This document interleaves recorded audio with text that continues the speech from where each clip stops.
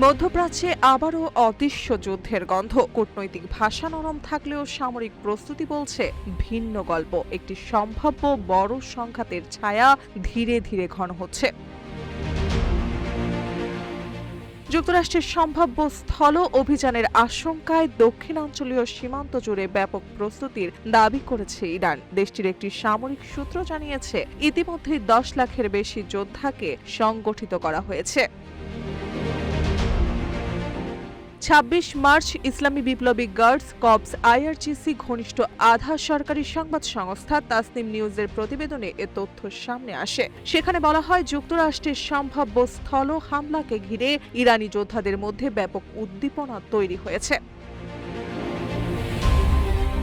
ওই সামরিক সূত্র হুঁশিয়ারি দিয়ে জানায়, নিজ ভূখণ্ডে মার্কিন বাহিনীর জন্য কঠিন পরিস্থিতি তৈরি করতে প্রস্তুত রয়েছে ইরান। একই সঙ্গে 10 লাখের বেশি যোদ্ধা সংগঠিত করার পাশাপাশি হাজার হাজার তরুণ বাসিজ আইআরজিসি নিয়মিত সেনাবাহিনীতে যোগ দিতে আবেদন করছেন, যা তেহরানের জন্য বড় শক্তি হিসেবে দেখা হচ্ছে।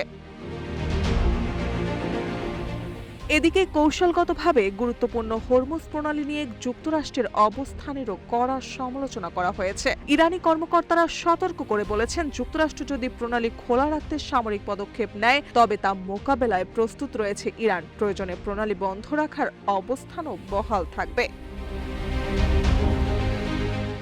উল্লেখ্য, গত ২৮ ফেব্রুয়ারি যুক্তরাষ্ট্র ও ইসরায়েলের যৌথ সামরিক অভিযানের পর থেকেই উত্তেজনা দ্রুত বাড়ছে।